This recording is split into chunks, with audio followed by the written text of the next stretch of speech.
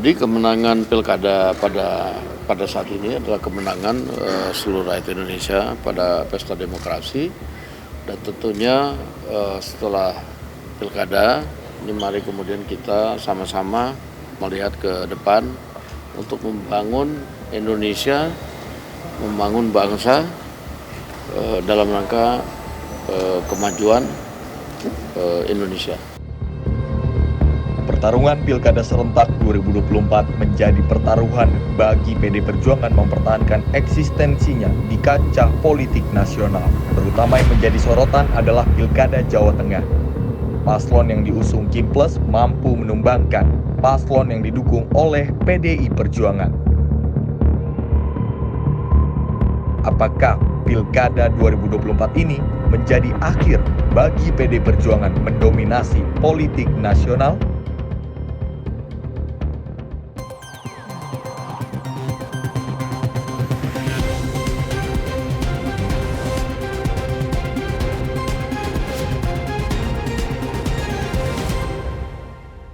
Penyelenggaraan Pilkada Serentak tahun 2024 sudah selesai. Perjalanan Pilkada di seluruh wilayah diyakini berjalan aman, tertib, dan damai. Lantas dalam pertarungan kontestasi Pilkada pada 2024 ini merupakan pertarungan antara Kim Plus dengan PDI Perjuangan. Partai berlogo banteng ini menghadapi koalisi dari Indonesia Maju Plus untuk bertahan di kandangnya. Salah satunya adalah di Jawa Tengah. Lantas bagaimana PDI Perjuangan dalam kontestasi Pilpres 2024 yang disinyalir berdasarkan hasil quick count ini sudah tumbang di beberapa provinsi. Untuk membahasnya kita sudah bersama dengan Direktur Eksekutif Skala Survei Indonesia, Bang Abdul Hakim MS. Bang Ab, bagaimana kabar Bang Ab? Alhamdulillah sehat. Bagaimana Mas Andi? Alhamdulillah sehat. Bang Sehat? Ab ini membahas kemarin kalau kita sudah live event di Sinpo TV membahas seputar bagaimana memantau jalannya quick count seperti itu. Kemudian jalannya pelaksanaan Pilkada Serentak 2024 di khususnya di beberapa provinsi yang sudah dilakukan oleh Litbang Sinpo seperti itu Bang Ab. Kalau Bang Ab melihat bagaimana pelaksanaan Pilkada 2024 secara umum Bang Ab? Ya, saya cukup bahagia. Ternyata kita sebagai negara demokrasi terbesar di dunia berhasil melaksanakan sebuah rutinitas penting dalam konteks berdemokrasi, yaitu menyelenggarakan pilkada serentak di 545 kabupaten kota dan provinsi yang dalam pelaksanaannya kita semua telah lihat bersama berjalan dengan mulus, lancar, dan tanpa ada kendala yang berarti. Ini tentunya membuat kita telah lulus ujian dalam pengalaman pertama kali menyelenggarakan pemilu yang betul-betul menjadi the biggest one day election in the world. Jadi pemilu yang memiliki tingkat instrumen yang terlibat sangat besar, dan itu sukses kita lakukan dalam hanya waktu 1 hari. Kita melihat memang beberapa negara di dunia, salah satunya India yang menjadi di antara negara-negara demokrasi terbesar yang ada di dunia juga memiliki proses pemilu yang sebetulnya melibatkan banyak pemilih, penyelenggara, dan instrumen-instrumen terkait yang melingkupi di dalamnya. Akan tetapi tidak kemudian seperti di Indonesia yang itu diselenggarakan dalam waktu 1 hari. Kalau di India memang ada beberapa tahapan yang dibagi dengan zonasi, untuk tanggal sekian zonasi ini, tanggal berikutnya zonasi ini, dan tanggal berikutnya zonasi yang lain lagi. Di Indonesia kita melakukan ini semua hanya dalam waktu 1 hari, dan ternyata eksperimen politik yang kita lakukan berjalan dengan baik tanpa kendala berarti, dan juga tidak berekses terhadap gaduh politik di tingkat grassroots. Tentu ini membuat kita sangat bahagia. Eksperimen politik pertama kali yang dilakukan oleh Indonesia cukup berhasil dengan ide menyerentakkan suksesi kepemimpinan politik di tingkat lokal, baik itu kabupaten, kota, maupun provinsi, Mas Andi. Memprediksi nih, beberapa provinsi seperti itu ada yang bertarungan antara Kim Plus dengan PDI Perjuangan seperti itu. Nah, kalau melihat berangkat dari episode sebelumnya Bang Ab terkait dengan bagaimana kandang banteng retak di Pilkada 2024. Ini kalau melihat hasil quick count kemarin bagaimana Bang Ab? Iya, kita sudah sempat memproyeksi bahwa untuk wilayah-wilayah di mana PDIP memiliki ceruk suara terbesar di seluruh Indonesia, ada beberapa yang kemudian kita proyeksi akan terancam berantakan. Dan kemudian kalau kita merujuk penyelenggaraan pelaksanaan Pilkada 2024 kemarin yang sudah kita lihat bersama dan sempat kita bahas di live juga di Studio Sinpo TV, kita melihat untuk wilayah-wilayah yang pernah kita bahas di segmen terkait terancamnya kandang banteng ini berantakan, ternyata sesuai dengan proyeksi yang telah kita diskusikan beberapa waktu yang lalu, Mas Andi. Saya mengambil contoh misalnya, provinsi-provinsi yang ada di Jawa. Ada 6 provinsi, 5 diantaranya menyelenggarakan pilkada, satu karena memang memiliki kekhususan, yaitu daerah istimewa Yogyakarta, tidak menyelenggarakan pilkada. Nah, dari 5 provinsi yang ada di Pulau Jawa yang semuanya menyelenggarakan pilkada, calon-calon yang diusung oleh PDIP yang sudah kita proyeksikan akan terancam berantakan ternyata terrealisasi. Sebut saja misalnya yang kemarin menjadi titik fokus pembicaraan kita adalah Jawa Tengah, di mana Jawa Tengah merupakan ceruk terbesar dari kantong suara PDIP secara nasional. Di Jawa Tengah, di pemilu 2019, PDIP berhasil mengumpulkan 19 kursi dari belasan dapil yang ada di sana. Kemudian di 2000, maksud saya untuk di 2019 berhasil mengumpulkan 26 kursi di seluruh dapil yang ada di Jawa Tengah. Akan tetapi kemudian di pemilu 2024, suara PDIP sudah mengalami reduksi.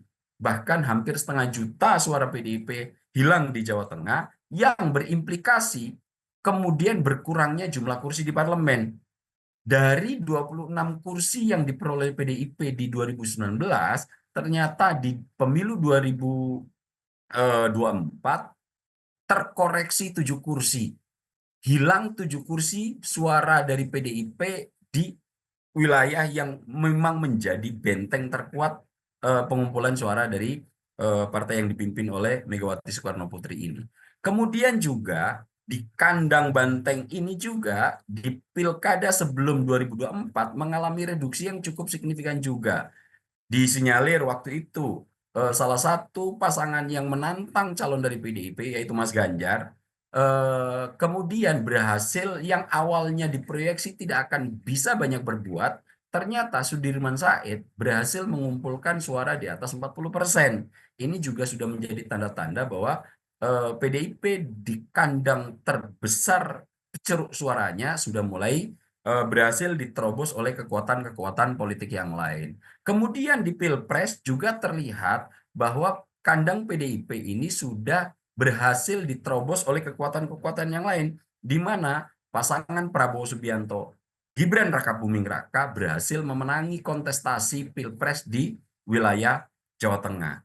Dan akhirnya untuk Pilkada 2024 ini, bobol juga ternyata pertahanan PDIP di kalau merujuk hasil dari quick count yang telah dilakukan oleh Litbang Simpo kemarin, pasangan yang didukung oleh PDIP yaitu Andika Perkasa ditengarai kuat potensinya untuk kalah melawan pasangan yang didukung oleh Kin Plus yaitu Ahmad Lutfi dan Taci Yasin.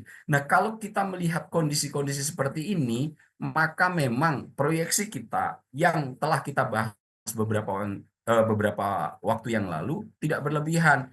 Apa yang sudah kita baca gejalanya, apa yang sudah kita lihat data-data faktualnya, ternyata memang itulah yang menjadi realitas ketika Pilkada 27 November kemarin digelar. Dan jika lagi-lagi merujuk pada quick count, meskipun ini belum hasil akhir dari pilkada yang nanti kita harus menunggu penetapan KPU, namun untuk wilayah Jawa Tengah memang PDIP saat ini bisa dibobol oleh kekuatan-kekuatan politik yang lain, Mas Andi. Maaf, ini kalau mencermati pertarungan antara Kim Plus dengan PDI Perjuangan di Pilkada Jawa Tengah, ini melihat kan nampaknya pertarungannya bukan hanya terkait dengan Kim Plus dan PDI Perjuangan, tapi juga pertarungan antara Jokowi dan Megawati ini saling mempengaruhi antar satu sama lain. Bahkan beberapa waktu lalu yang kita ketahui adalah Megawati sendiri sebagai ketua umum terjun langsung ke sana turun gunung dengan maksud kalau dari kata Bambang Pacul adalah untuk menguatkan batin para kader PDI Perjuangan. Lantas kalau melihat dari hasil quick count kemarin Bang Ab di Pilkada Jawa Tengah ini kan perbandingannya cukup jauh ya, rata-rata 50 ke atas, kemudian kalau Andika Perkasa dan bersama dengan pasangannya ini 40-an seperti itu. Ini sebenarnya faktor pengaruh dari Megawati ataupun dari Jokowi atau bahkan Presiden Prabowo Subianto yang sempat turun juga ke sana seperti itu. Ini ada faktor tokoh-tokoh yang turun untuk mempengaruhi mungkin swing voters atau suara-suara yang belum menentukan pilihan Bang Ab? Ya, sebetulnya influencer kemudian endorse dari tokoh-tokoh berpengaruh itu adalah variabel kedua. Setelah sebetulnya variabel pertama modal sosial kandidat yang dimiliki oleh calon tersebut sudah memadai. Kita tahu bahwa Ahmad Lutfi sebelum mendapatkan endorse secara personal, Ahmad Lutfi adalah sosok yang memang sudah cukup memiliki modal sosial secara kualitatif di Jawa Tengah. Beliau adalah Kapolda Jawa Tengah, kemudian juga sejak mengawali karir di Solo, yang sebetulnya secara modal sosial Ahmad Lutfi ini telah memiliki pengetahuan secara kualitatif yang sangat memadai terkait Jawa Tengah. Dengan modal sosial yang cukup baik ini, ditambah lagi kemudian ada kekuatan-kekuatan endorse dari tokoh politik yang sangat berpengaruh. Tidak hanya satu, dua sekaligus, di mana mantan Presiden Joko Widodo kita tahu cukup cukup aktif untuk melakukan safari kampanye bersama Ahmad Lutfi, ditambah lagi endorse secara terbuka dari Ketua Umum Partai Gerindra Prabowo Subianto yang memang beberapa bulan yang lalu sudah memenangi kontestasi melawan pasangan Ganjar dan Anies Rashid Baswedan. Tentu dua sosok yang melakukan endorse guna melengkapi modal sosial yang sudah sangat baik dimiliki oleh Ahmad Lutfi dan Taj Yassin, menambah tebal potensi kekuatan yang dimiliki oleh pasangan ini. Tentu kemudian dengan kondisi yang ada ini dilawan oleh calon PDIP yang sebetulnya secara kualitatif belum begitu memadai untuk pemahaman dalam konteks Jawa Tengah, yaitu Pak Andika Perkasa. Pak Andika Perkasa memang menjadi sosok penting dan pernah menduduki posisi puncak di Tentara Nasional Indonesia, akan tetapi secara geopolitik, secara demografis, secara pengalaman daya jelajah untuk wilayah Jawa Tengah tidak sekental dan semumpuni Ahmad Lutfi. Nah, setelah modal sosial dan endorse ini, memang Andika Perkasa mendapatkan suntikan tambahan dari Megawati Soekarno Putri sebagai Ketua Umum PDIP yang langsung memimpin konsolidasi pemenangan di wilayah Jawa Tengah, karena memang ini basis yang dengan sekuat tenaga saya melihat akan coba dipertahankan oleh PDIP. Akan tetapi memang saya mendengar di internal PDIP sendiri menengarai bahwa turunnya Megawati, jika itu dilakukan secara vulgar, bukan untuk menambal ceruk elektoral, akan tetapi malah ini mereduksi. Tentu dengan kontestasi yang sangat dekat dengan Pilpres, dua sosok berpengaruh, Prabowo Subianto, Joko Widodo, turut serta dalam kontestasi pilkada ini, meskipun kemudian Megawati turun gunung untuk memimpin konsolidasi secara langsung dalam konteks pemenangan Andika, ternyata ini semua tidak mampu untuk mengimbangi baiknya modal sosial yang sudah dimiliki oleh Ahmad Lutfi dan Taj Yassin, ditambah dua endorse kekuatan utama tokoh yang sangat berpengaruh di tingkat nasional, yaitu Presiden terpilih dan Ketua Umum Partai Gerindra Prabowo Subianto, dan juga mantan Presiden Republik Indonesia Joko Widodo. Tiga variabel ini saya melihat menjadi poin penting voting yang kemudian meneguhkan kemenangan pasangan Ahmad Lutfi dan Taj Yassin berhadapan dengan Andika Perkasa, Mas Andi.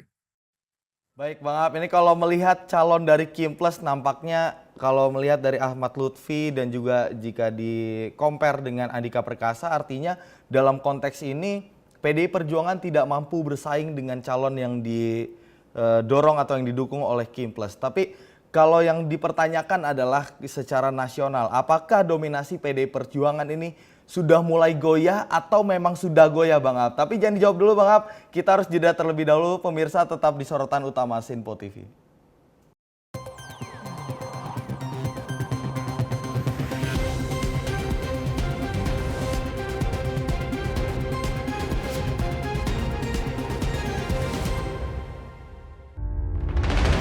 Menghadirkan para tokoh nasional Indonesia.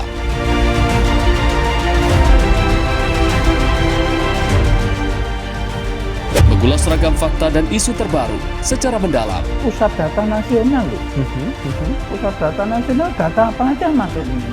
Buka satu barang warga itu memang diperlukan.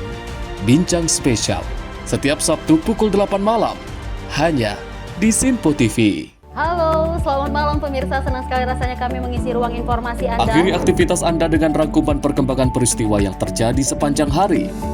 Sebelumnya kita saksikan ada sekitar 3.000 tamu undangan, sementara di Ibu Kota Nusantara ini ada sekitar 2.000 tamu undangan. Rangkaian informasi nasional dan mancanegara dirangkum sebagai penutup hari dalam Menyapa Malam. Setiap Senin hingga Jumat pukul 8 malam hanya di Sinpo TV. Halo, selamat pagi pemirsa Sinpo TV. Selamat pagi Andi. Selamat pagi Fen. Beragam informasi terbaru hadir menemani Anda sebelum memulai hari.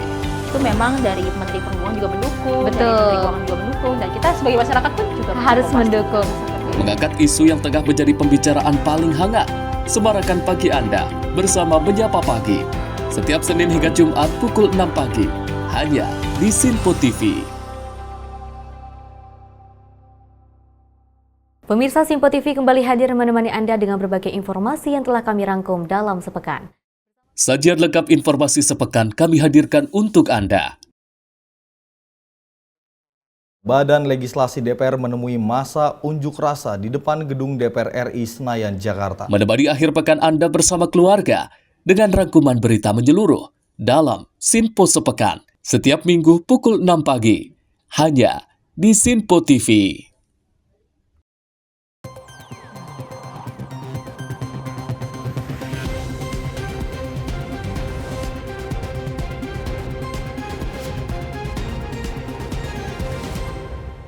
Terima kasih pemirsa, Anda masih di sorotan utama Sinpo TV, masih bersama Direktur Eksekutif Skala Survei Indonesia, Bang Abdul Hakim MS. Bang Ab, tadi kalau kembali melanjutkan diskusi kita terkait bagaimana dominasi PDI Perjuangan secara nasional, melihat dari kontestasi pilkada serentak kemarin, ini berdasarkan hasil quick count, kalau diartikan mulai goyah atau sudah goyah Bang Ab?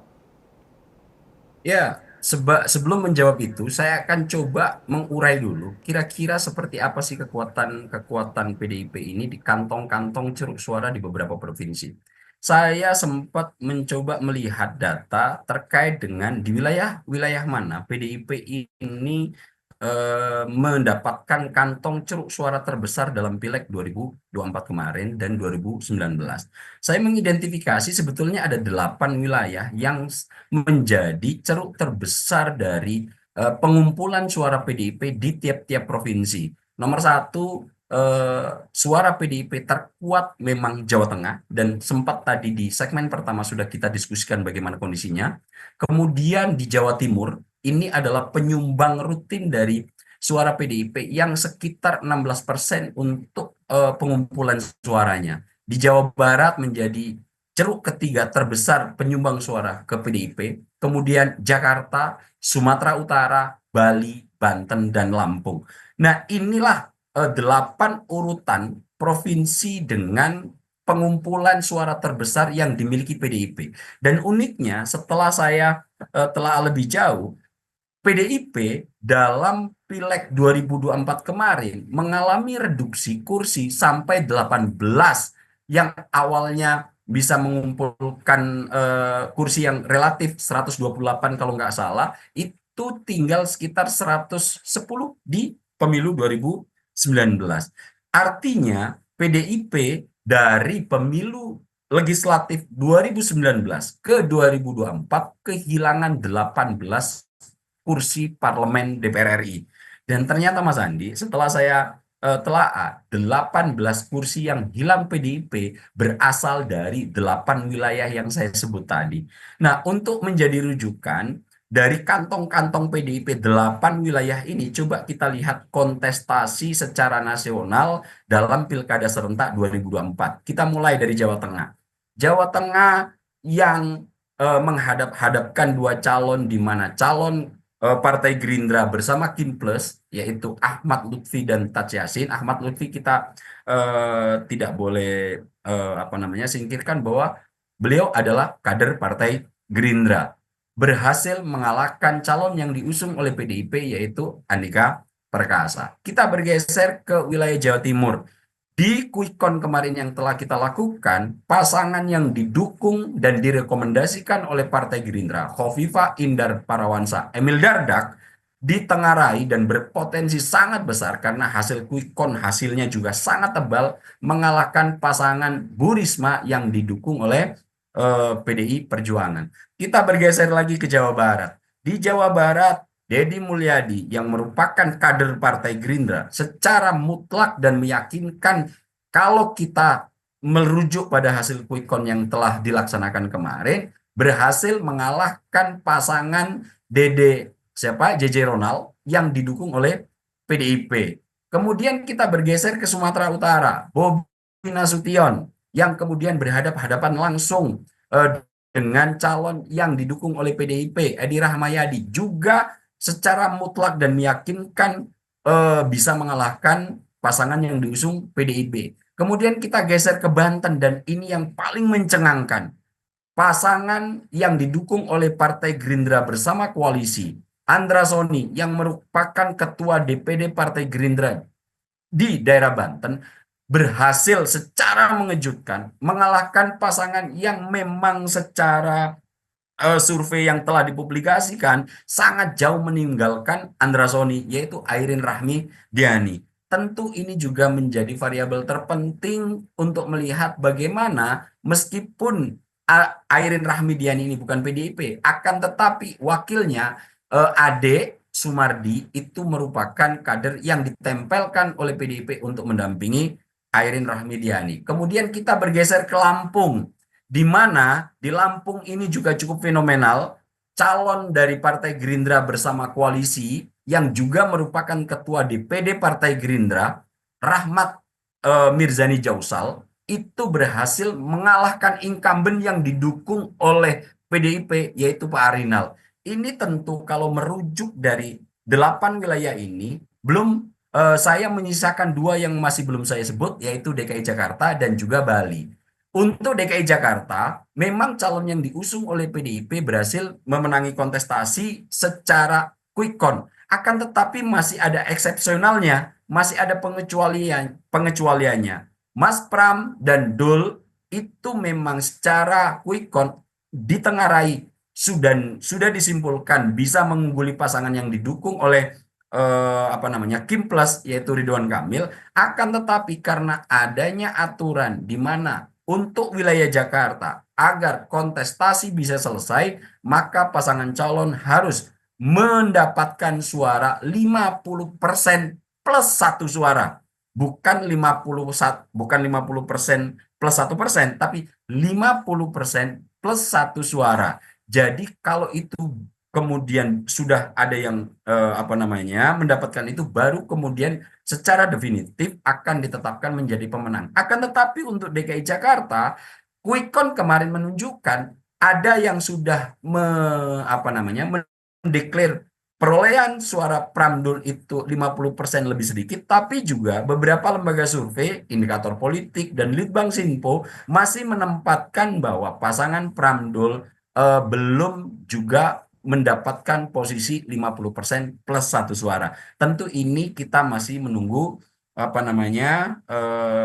hasil rekapitulasi yang dilakukan oleh KPU. Satu-satunya wilayah yang sudah sangat meyakinkan calon PDIP bisa memenangi kontestasi Pilkada serentak 2024 versi quick count adalah Bali, di mana juga pasangan yang didukung oleh Partai Gerindra sudah cukup berbesar hati memberikan selamat kepada Pak Koster sebagai incumbent, bahwa The Gajah mengakui bahwa dirinya mungkin sudah akan mengalami kekalahan untuk Pilkada Bali. Jadi dari 8 wilayah yang saya sebut tadi, yang merupakan basis utama pengumpulan suara terbesar PDIP di setiap kali pemilu, 6 diantaranya calon-calon yang didukung PDIP kalah.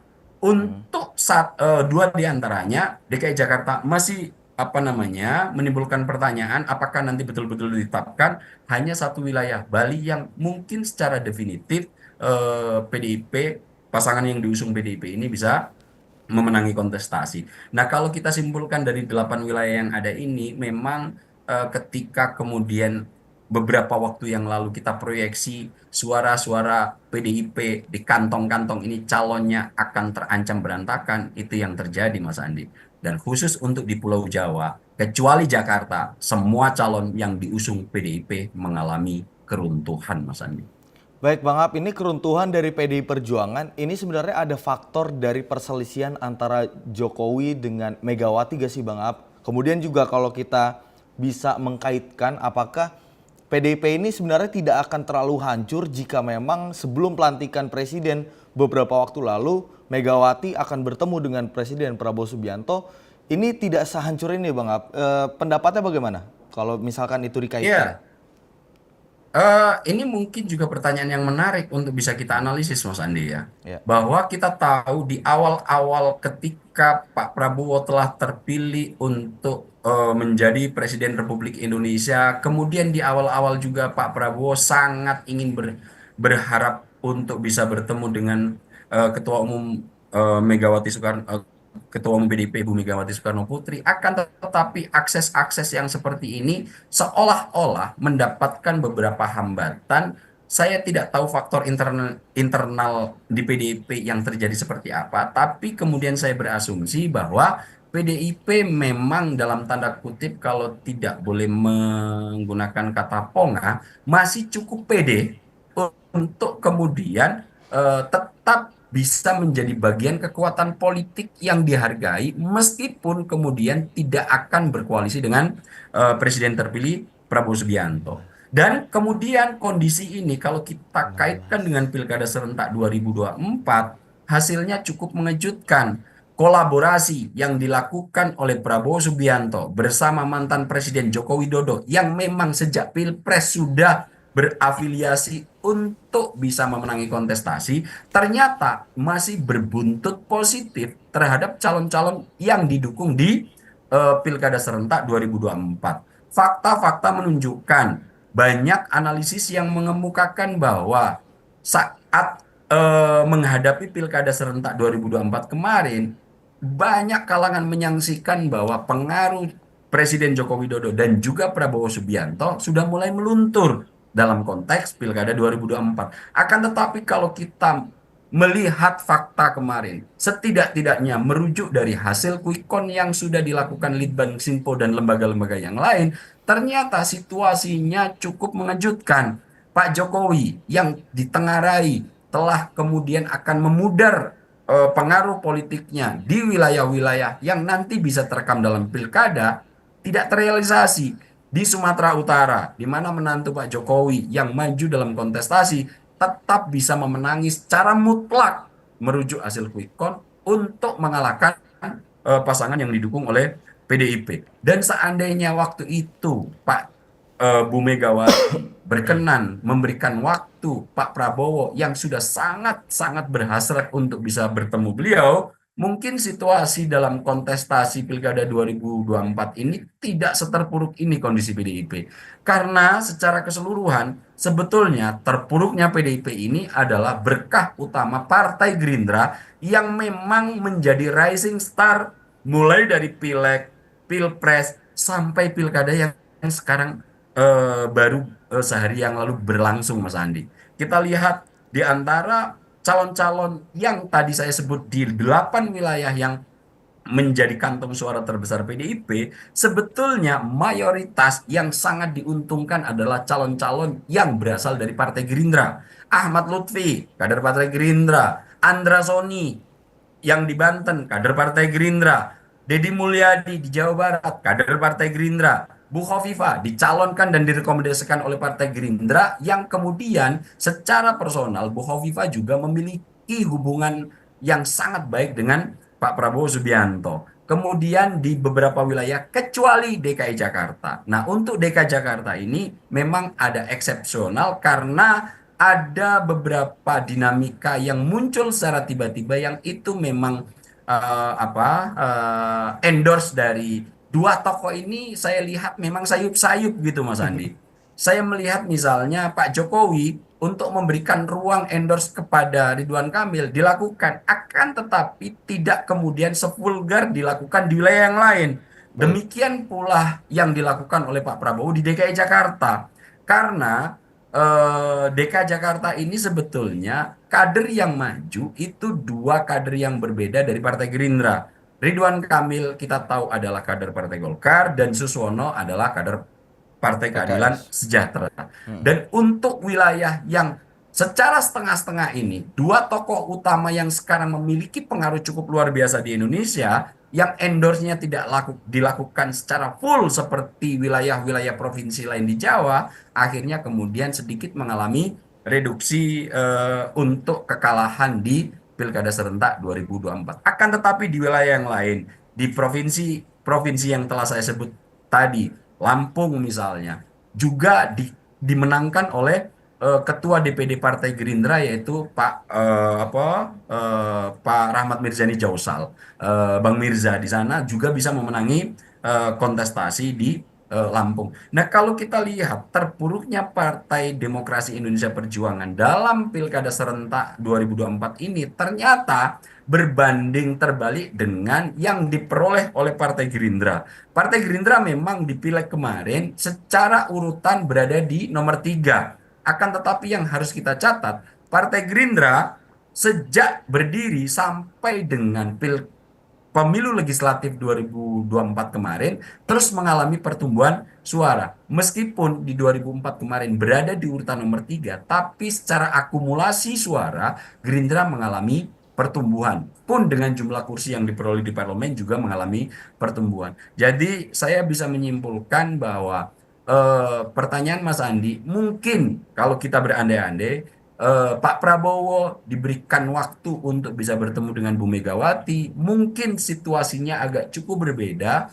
dalam kontestasi Pilkada Serentak 2024 ini untuk posisi PDIP yang saya mengangankan di beberapa wilayah akan berkoalisi dengan Partai Gerindra, sehingga kondisi dan situasinya tidak akan separah keterpurukan yang dialami seperti hasil Pilkada Serentak 2024 ini, Mas Andi. Baik Bang Ab, ini kalau melihat dari tadi Partai Gerindra nampaknya tengah berkibar di Pilkada 2024. Yang mengagetkan kalau tadi Bang Ab menjelaskan adalah di Pileg walaupun meski urutan nomor 3, tapi di Pilkada ini sangat mendominasi seperti itu ya. Tapi kalau kita mengerucut atau membahas soal Partai Gerindra, seperti kita ketahui ketua umumnya adalah Prabowo Subianto. Tapi nanti kita akan membahas siapa kira-kira nahkoda Gerindra supaya mendominasi secara nasional ini di Pilkada Serentak 2024. Tapi jeda dulu Bang Ab, tetap di sorotan utama Sinpo TV.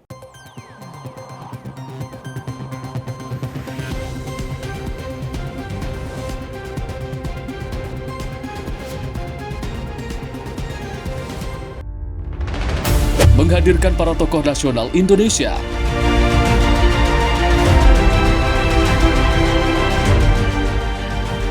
Mengulas ragam fakta dan isu terbaru secara mendalam. Pusat data nasional loh. Pusat data nasional, data apa aja masuk ini. Buka satu barang warga itu memang diperlukan. Bincang spesial setiap Sabtu pukul 8 malam hanya di Sinpo TV. Halo, selamat malam pemirsa. Senang sekali rasanya kami mengisi ruang informasi Anda. Akhiri aktivitas Anda dengan rangkuman perkembangan peristiwa yang terjadi sepanjang hari. Sebelumnya kita saksikan ada sekitar 3.000 tamu undangan, sementara di Ibu Kota Nusantara ini ada sekitar 2.000 tamu undangan. Rangkaian informasi nasional dan mancanegara dirangkum sebagai penutup hari dalam Menyapa Malam. Setiap Senin hingga Jumat pukul 8 malam, hanya di Sinpo TV. Halo, selamat pagi pemirsa Simpo TV. Selamat pagi Andi. Selamat pagi, Fen. Beragam informasi terbaru hadir menemani Anda sebelum memulai hari. Itu memang dari Menteri Perhubungan juga mendukung, Betul. dari Menteri Keuangan juga mendukung, dan kita sebagai masyarakat pun juga Harus mendukung. Mengangkat isu yang tengah menjadi pembicaraan paling hangat. Semarakan pagi Anda bersama Menyapa Pagi. Setiap Senin hingga Jumat pukul 6 pagi, hanya di Sinpo TV. Pemirsa Simpo TV kembali hadir menemani Anda dengan berbagai informasi yang telah kami rangkum dalam sepekan. Sajian lengkap informasi sepekan kami hadirkan untuk Anda. Badan Legislasi DPR menemui masa unjuk rasa di depan gedung DPR RI Senayan, Jakarta. Menemani akhir pekan Anda bersama keluarga dengan rangkuman berita menyeluruh dalam Sinpo Sepekan. Setiap minggu pukul 6 pagi, hanya di Sinpo TV.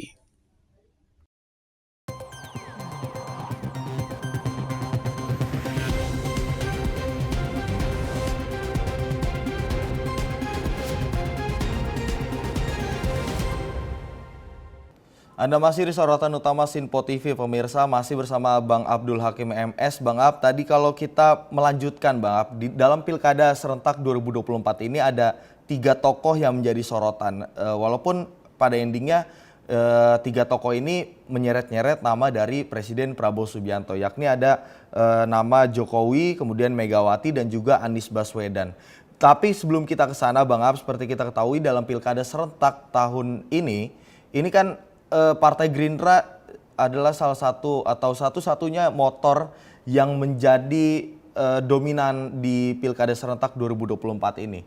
Kalau melihat faktor apa yang membuat Gerindra bisa mendominasi, Bang Ab? Secara permukaan mungkin sorotan utama akan terus mengaju kepada Prabowo Subianto sebagai Ketua Umum Partai Gerindra sekaligus Ketua Dewan Pembina Partai Gerindra. Karena beliaulah Partai Gerindra bisa menjadi lokomotif utama dalam proses koalisi Kim yang juga ada plusnya untuk kemudian melakukan konsolidasi baik di tingkat pusat, penyusunan kabinet, koalisi-koalisi parpol-parpol yang ada di parlemen, kemudian juga merembet kepada konsolidasi yang dilakukan di Pilkada Serentak 2024. Namun sebetulnya Mas Andi, selain sosok Prabowo Subianto, ada satu sosok lagi yang mungkin tidak banyak mendapatkan sorotan bahwa ada yang menjadi dirigen utama terkait pencalonan sosok-sosok yang akan maju di pilkada. Ises terkait dengan konsolidasi parpol-parpol yang akan mendukung pasangan-pasangan calon ini, yaitu namanya Ketua Harian Partai Gerindra Sufmi Dasko Ahmad. Memang di media Bang Dasko tidak terlalu banyak mengumbar dalam tanda kutip keterangan-keterangan tentang pilkada. Namun di belakang itu semua roda gerak dirijen dari kontestasi Pilkada Serentak 2024 di Partai Gerindra, salah satu yang sangat berperan utama adalah Sufmi Dasko Ahmad. Termasuk misalnya saya mengambil contoh paling sederhana di wilayah yang secara elektoral kemudian sudah didiskursuskan di media sosial, di media online, di media massa, bahwa pasangan ini agak cukup mustahil bisa memenangi kontestasi, yaitu Banten. Ketua DPD-nya, Andra Soni, akan diproyeksikan agak cukup sulit, bahkan mendekati kata mustahil mengalahkan calon dari Partai Golkar dan PDI Perjuangan, Airin Rahmidiani dan Adi Sumardi. Akan tetapi tangan tersembunyi dari Sufmi Dasko Ahmad yang kita tahu bahwa beliau merupakan calon anggota DPR RI dari wilayah ini dengan operasi senyap, bekerja yang tidak perlu untuk mengumbar apa-apa strategi yang akan dilakukan. Tiba-tiba Quick-Count kemarin membuat publik Indonesia terhenyak, dan ini dilakukan tidak hanya di wilayah Banten, di wilayah-wilayah yang saya sebut tadi dirigen utamanya selain Prabowo Subianto yang telah memberikan endorse cukup luar biasa di depan panggung, namun di balik layar ada sosok utama yang menjadi dirigen penting dalam mengeksekusi semua ini untuk bisa memenangi kontestasi, namanya Sufmi Dasko Ahmad. Dan memang sosok ini tidak terlalu banyak mengumbar segala sesuatu di media massa, lebih banyak bekerja di belakang layar dan sangat suka bekerja dalam posisi senyap. Saya melihat sosok inilah yang menjadi variabel penting terkait dengan berkibarnya Partai Gerindra untuk bisa memenangi kontestasi di Pilkada serentak 2024 di tengah terpuruknya posisi PDI Perjuangan. Kita pernah lihat bagaimana pentingnya sosok ini meskipun tanpa harus mengumbar di media massa ketika Prabowo Subianto meminta secara langsung Sufmi Dasko Ahmad dalam mengumumkan kabinet merah putih, di mana di sebelah kanan Pak Prabowo ada Gibran Rakabuming Raka, di sebelah kirinya adalah Sufmi Dasko Ahmad. Memang kalau saya melihat kinerja yang menjadi eksekutor teknik dan taktis di belakang layar, di depan panggung ada Prabowo Subianto, di belakangnya ada Sufmi Dasko Ahmad. Saya lihat dua sosok ini yang sangat berperan penting dalam rangka berkibarnya Partai Gerindra dalam konteks Pilkada serentak 2024, Mas Andi. Ya Bang Ahab, ini kalau melihat dari kontestasi di Pilkada Banten dengan ada campur tangannya dalam tanda kutip Sufmi Dasko Ahmad di sana. Ini kalau orang-orang yang seperti Bang Dasko ini diperbanyak Bang Ahab, kayaknya lembaga survei tiap pilkada kaget-kaget Bang Ahab. Karena kan kalau di Banten kita lihat Airin tinggi seperti itu, ternyata fun fact-nya ketika quick count ternyata Andra Soni yang tinggi seperti itu. Ini butuh pengalaman politik yang harus lebih lama seperti itu Bang Ahab. Tapi kalau melihat dari sosok Sufmi Dasko Ahmad ini dalam karir politiknya seperti itu, kalau Bang Ahab sendiri menilai seperti apa Bang? Ya, secara personal saya kerap kali terlibat diskusi sama beliau begitu. Dan setelah saya amati perjalanan politik yang dilakukan oleh Sufmi Dasko Ahmad, ia adalah sosok politisi yang di antara banyak politisi yang menggunakan pendekatan paling rasional, sangat mengedepankan kalkulasi saintifik, dan kemudian baru mencoba memfollow up dari hasil-hasil analisis objektif itu untuk diterjemahkan dalam ranah bagaimana dalam berpolitik praktis. Ini yang kemudian saya melihat kenapa sosok seperti Sufmi Dasko Ahmad ini lebih banyak berhasil di sektor-sektor kontestasi kepemiluan secara langsung. Selain itu, basis jejaring yang dimiliki oleh beliau juga dipupuk dan dirawat sudah tidak dalam waktu yang pendek, Mas Andi. Ketika membangun jejaring, berkenalan dengan satu personal dengan personal yang lain, Bang Dasko terus mencoba untuk merawat itu sampai titik di mana beliau sudah tidak mampu untuk merawatnya. Akan tetapi untuk komunikasi, untuk diskusi, dan kemudian untuk menelaah, mengkaji situasi-situasi politik yang sedang terjadi, pendekatan rasional beliau selalu utamakan. Dan juga ada satu variabel lagi, ketika kemudian analisis itu sudah dibeber di atas meja, beliau bisa memilih orang-orang yang tepat untuk mengeksekusi semua ide dan wacana yang sedang beliau pikirkan. Inilah saya yang kemudian menilai sosoknya tidak begitu mengherankan apabila sampai detik ini pengaruhnya memiliki peran yang sangat strategis di Partai Gerindra. Yang kedua, Sufmi Dasko Ahmad ini juga merupakan politisi yang tidak begitu ambisius, Mas Andi. Di mana kita lihat dengan posisi strategis ketika berhasil mengantarkan Prabowo Subianto menjadi Presiden Republik Indonesia.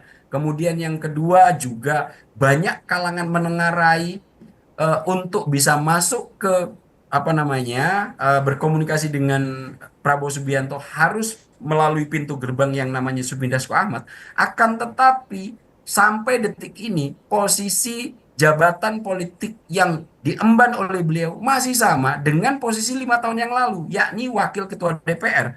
Mungkin kalau seandainya sosok-sosok yang lain sudah memiliki posisi sekuat dan seberpengaruh seperti sekarang, posisi-posisi strategis pasti akan dirangkup dengan segera. Namun ambisi-ambisi seperti ini bisa kemudian dikalkulasi dan ditelah secara baik oleh Sufmi Dasko Ahmad, sehingga meskipun pengaruhnya begitu kuat, posisinya sangat strategis di sisi Pak Prabowo, akan tetapi untuk jabatan-jabatan politik beliau tidak terlalu ambisius. Padahal saya sangat meyakini jika kemudian Sufmi Dasko Ahmad meminta posisi dimanapun, tentu dengan rela hati Pak Prabowo, saya sangat yakin akan berkenan untuk memberikannya. Akan tetapi sempat sekali diskusi dengan saya, Bang, akan berposisi di mana? Saya tahu diri, saya akan tetap berada di DPR dan menduduki posisi yang sama, wakil ketua DPR. Tentu variabel-variabel inilah yang membuat Sufmi Dasko Ahmad cukup kuat, dan yang paling penting dari variabel Sufmi Dasko Ahmad kenapa sangat kuat, daya jelajah intelektualnya di atas rata-rata, Mas Andi. Beliau ini adalah politisi yang relatif sangat cerdas dan sangat taktis dalam mengambil keputusan dan berani mengambil risiko. Variabel-variabel inilah kemudian kalau Sufmi Dasko Ahmad berposisi strategis seperti sekarang, saya sangat bisa memahami, Mas Andi.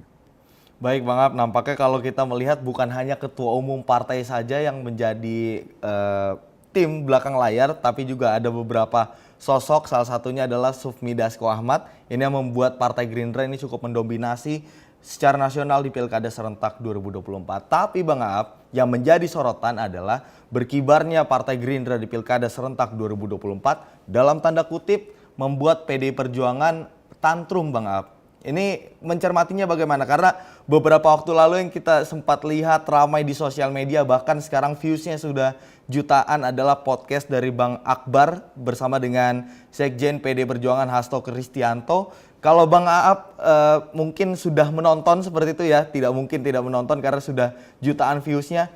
Melihatnya dulu deh Bang Aap, awalan seperti apa? Iya, terpuruknya Partai Demokrasi Indonesia Perjuangan dalam kontestasi Pilkada Serentak 2024 ini kemudian direspon agak cukup berbeda dari sosok-sosok kunci yang berada di PDI Perjuangan.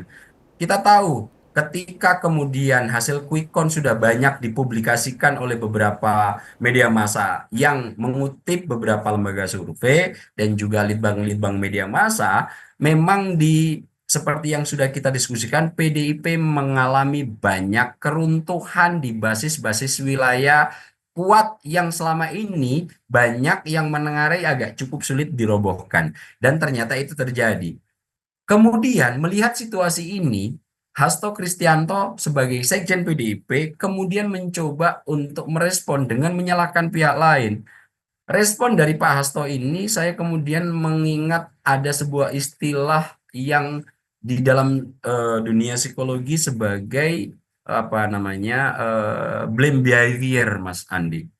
Dalam dunia psikologi, ketika ada situasi-situasi negatif yang mengarah kepada kelompok atau individu, kemudian situasi negatif ini karena keangkuhan, karena ego yang cukup tinggi, karena kemudian untuk sikap defensif yang berlebihan, akan mencoba mengalihkan kesalahan atau melimpahkan dalih kesalahan ini kepada pihak-pihak lain. Dan itu cukup saya lihat ada di Sekjen PDIP Hasto Kristianto, di mana dalam merespon hasil Pilkada Serentak 2024 ini, Pak Hasto lebih banyak mengalihkan biang keladi ini dengan istilah parcok atau partai coklat. Partai coklat ini disebut oleh Pak Hasto sebagai biang kerok kenapa kemudian PDIP runtuh, bukan karena variabel-variabel internal yang sebetulnya sedang melingkupi PDIP sendiri.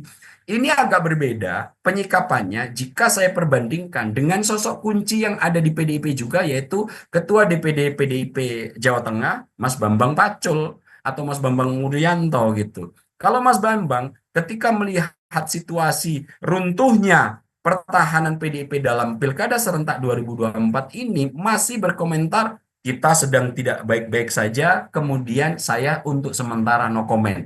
Mas Bambang Pacul tidak kemudian menyalahkan pihak lain, tidak kemudian mencari alibi karena ini adalah variabel-variabel eksternal, akan tetapi mencoba untuk lebih reflektif terhadap apa yang terjadi di PDIP sendiri sehingga tidak bisa memenangi kontestasi. Persis yang seperti dilakukan oleh Mas Bambang Pacul ketika menelaah dan menyikapi kekalahan dalam dalam Pilpres di 2004 kemarin, di mana memang Mas Bambang Pacul mengakui secara pasukan komandannya bagus di Partai Gerindra yang merujuk nama Sufmi Dasko Ahmad.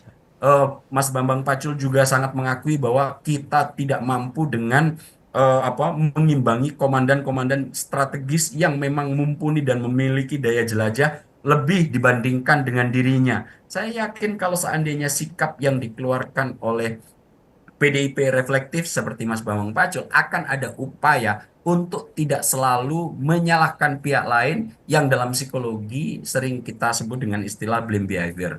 Ada istilah lain sebetulnya untuk bisa menjelaskan tentang reaksi yang dikeluarkan oleh Mas Hasto Kristianto ini sebagai gaslight gitu. Apa itu? Sikap yang mencoba untuk memanipulasi emosi, kemudian membebankan segala sesuatu yang negatif kepada pihak lain sehingga seolah-olah apa yang terjadi secara negatif terhadap dirinya dan kelompoknya bukan disebabkan oleh perilaku yang berasal dari internal, melainkan selalu dibebankan kepada pihak lain. Tentu hal-hal semacam ini menurut hemat saya agak sangat tidak produktif untuk pendidikan politik. Saya lebih sangat apresiasi dengan sikap-sikap yang dikeluarkan oleh Mas Bambang Pacul, di mana ketika mengalami kekalahan secara kontestasi dalam kepemiluan, mengakui bahwa dirinya banyak kekurangan dengan cara, kalau kita mengutip bahasa Mas Pacul, kita kalah komando, kita kalah logistik, kita kalah dalam perencanaan dan pengelolaan di tingkat grassroots. Saya yakin yang seperti ini akan memberikan pendidikan politik yang baik, seperti yang dilakukan oleh De Gajah di wilayah Bali, di mana meskipun rekapitulasi KPU belum selesai, De Gajah sudah memberikan selamat dan mengakui kekalahan dirinya di Bali untuk kontestasi di Pilkada 2024 ini melawan paslon yang diusung oleh PDIP. Saya berharap sikap-sikap negarawan seperti Mas Bambang, kemudian De Gajah ini lebih banyak diungkapkan ke publik sehingga arahnya tidak kemudian membelah masyarakat yang kemudian memberikan karakter selalu menyalahkan pihak lain ketika ada situasi negatif yang sedang melingkupi dirinya. Saya berharap respon-respon PDIP nanti lebih elegan, seperti yang sudah dikeluarkan oleh Mas Bambang Pacul. Ini semuanya dalam rangka kekuatan politik PDIP untuk bisa konsolidasi kembali menghadapi pemilu 2029. Karena dalam 5-4 tahun ke depan tidak ada pemilu lagi, hanya akan kita selenggarakan pemilu langsung lagi di 2029. Tentu ini yang bisa kita harapkan dari respon-respon dan menanggapi reaksi yang dikeluarkan oleh Sekjen PDIP Hasto Kristianto, Mas Andi.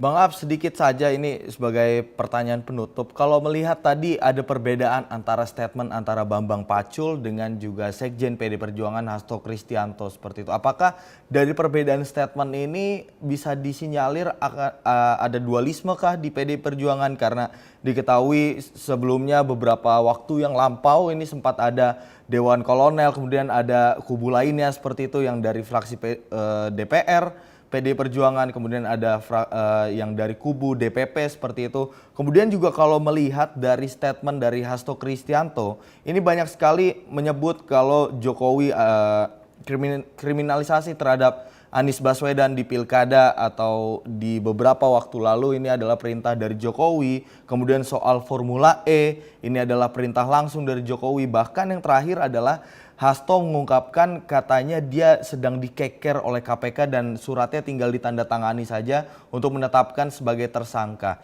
Ini kalau melihat statement-statement Hasto kemudian juga dari statement Mas Bambang Pacul, ini ada perbedaan. Bang Ab, kalau bisa berasumsi, ini sebenarnya ada apa di PD Perjuangan, Bang? Ya, sebagaimana telah pernah kita analisis, Mas Andi, bahwa memang di internal PDIP ini banyak yang menengarai, dan khususnya saya melihat dari luar atau dari pihak eksternal PDIP, memang sedang mengalami fragmentasi terkait faksi-faksi yang ada di dalamnya. Oke. Mungkin yang bisa cukup kentara bisa kita lihat adalah perbedaan sikap antara Hasto Kristianto dan juga Bambang Pacul atau Mas Bambang Wuryanto ini terkait statement untuk menghadapi situasi-situasi politik yang ada menjadi cerminan memang ada keterbelahan di internal PDIP sendiri. Kita tahu bahwa untuk ada apa namanya, ada istilah di kalangan internal PDIP ini orang yang melihat dari luar itu untuk penguasa di DPP, Dewan Pimpinan Pusat PDIP itu terrepresentasi dari putra Bu Megawati yaitu Mas Prananda, di mana kemudian di dalamnya ada Hasto Kristianto sebagai Sekjen PDIP. Di luar itu ada faksi yang kemudian lebih banyak berada di posisi jabatan publik, misalnya di DPR dan parlemen, di mana di sana untuk PDIP Tra Soekarno diwakili oleh Mbak Puan Maharani. Nah, dua faksi ini memang kerap kali memunculkan penyikapan berbeda terhadap situasi-situasi politik yang sedang berlangsung. Mas Bambang Pacul ini adalah merupakan representasi dari Mbak Puan dan Mas Hasto Kristianto adalah representasi dari Mas Prananda. Tapi secara personal memang Mas Bambang Pacul dalam melakukan penyikapan situasi-situasi politik yang sedang melingkupi PDIP lebih kesatria, lebih negarawan, sangat berbanding terbalik dengan yang dilakukan oleh Mas Hasto. Kalau meminjam istilah Mas Andi tadi, suka tantrum dalam menghadapi reaksi situasi-situasi politik yang sedang berlangsung. Misalnya, kemarin ketika di podcast Mas Akbar Faisal, Mas Hasto menuding secara tegas dan terang benderang bahwa KPK yang kemarin sempat menyinggung tentang upaya adanya dugaan korupsi terhadap Anies Baswedan di Formula E itu betul-betul diperintahkan oleh Presiden Joko Widodo. Dan kemudian juga Mas Hasto yang kemudian dalam menghadapi Pilkada 2024 mengeluarkan pernyataan jika ada kader PDIP mengalami korupsi atau tertangkap korupsi maka itu semua dilakukan oleh atas perintah dari Joko Widodo. Hal-hal seperti ini kan seperti upaya tantrum, tidak kemudian melakukan refleksi diri bahwa sebetulnya kita tidak pernah korupsi, kita tidak pernah melakukan penyelewengan terhadap aturan sehingga kalau misalnya ditangkap itu merupakan konsekuensi karena memang perilaku kita buruk begitu. Ini agak cukup berbeda dengan yang dilakukan oleh Mas Bambang Pacul. Nah, dari kedua sektor ini kita bisa cukup membaca dan saya sangat berharap ke depan sikap-sikap seperti yang ada di Mas Bambang Pacul ini banyak ditularkan kepada politisi-politisi yang lain. Seperti yang dilakukan oleh The Gajah di Pilkada Bali, di mana meskipun KPU belum menetapkan secara resmi hasil pilkada, akan tetapi The Gajah melihat kondisi situasi quick count yang memang sepertinya tidak akan mampu lagi untuk mengejar, The Gajah, calon dari Partai Gerindra, akhirnya telah memberikan selamat atas kemenangan incumbent Wayan Koster yang didukung oleh PDI Perjuangan di Pilkada Bali. Saya berharap sikap kesatria menerima kekalahan jika memang itu terjadi, ini banyak ditularkan di para politisi-politisi kita. Bukan sikap blame behavior atau gaslight atau jiwa ketidaksatria, kalau meminjam lagi-lagi istilah Mas Andi, tidak berperilaku tantrum, agar kedewasaan berpolitik kita menjadi semakin tumbuh, di mana kita sudah sukses melakukan eksperimen politik yang cukup luar biasa, yaitu pilkada serentak yang digelar dalam hanya waktu 1 hari, kemudian diimbangi dengan perilaku dan sikap-sikap politik kenegarawanan dari para politisi.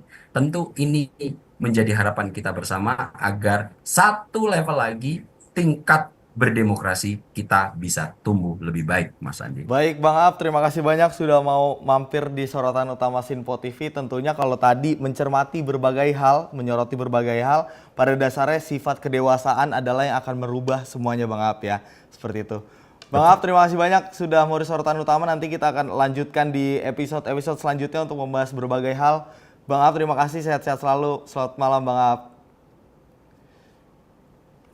Ya baik pemirsa Sinpo TV, pada dasarnya sifat kedewasaan adalah suatu hal yang harus ditekankan. Mau dari sektor politik ataupun sektor kehidupan, kedewasaan dalam mencermati suatu hal menjadi sangat penting. Karena segala hal yang dilakukan atau yang dicermati berdasarkan emosional adalah hasilnya dipastikan tidak baik, seperti itu. Pemirsa, dalam sorotan utama ini saya Andi Rezali mewakili segenap kru yang bertugas pamit undur diri. Selamat malam, sampai jumpa.